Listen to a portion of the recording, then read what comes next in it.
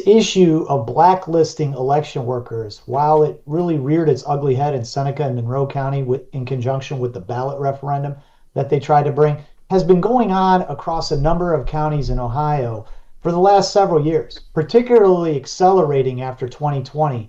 as more and more pushback has come out from people wanting to enhance transparency, oversight, and other measures of accountability, because over time, our election systems have slipped from our purview and they've become more of a vendor driven, more of a political party driven exercise.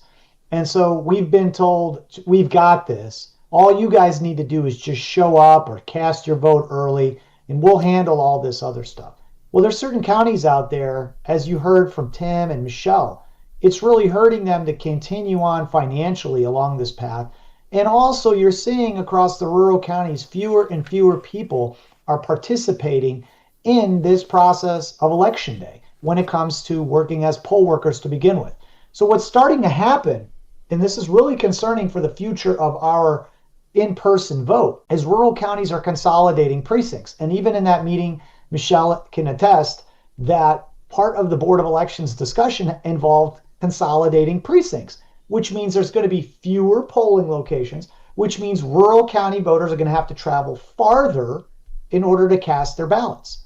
And so let's ask ourselves this question. Why are people disengaging from the process of election day, whether that be either voting or participating? And the theory of the case that I would tell you is they don't feel like the current process reflects either their values or the degree of involvement that they expect from the election system.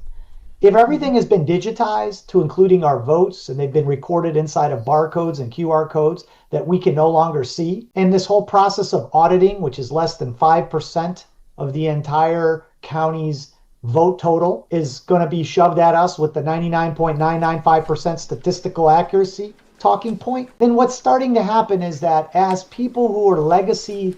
election workers move on in whatever way, naturally, or because, like Michelle, they're personally offended and they don't want liability against them if something goes wrong, which is what I heard from her and others,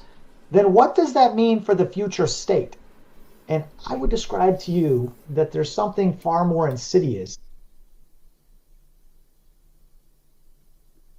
There's something far more insidious going on right now, and that is we have an election enterprise that has slowly but surely gone over to the side of National Association of election officials and professional lobbyist-based organizations have more and more brought these election administrators under their umbrella and then given them guidance and told them this is how you're going to train, this is how you're going to deal with unruly people, this is how you're going to manage this situation, which is difficult. And so what you have now is this advocacy group that has nothing to do with voters, who interacts with political appointees. So it's not like we can even change a Board of Election director. It's not like we can get a person as a Board of Election member, but then they're going to have to get into the system in a political way. And so this whole thing doesn't lend itself. This election enterprise across state law does not lend itself to public oversight and accountability.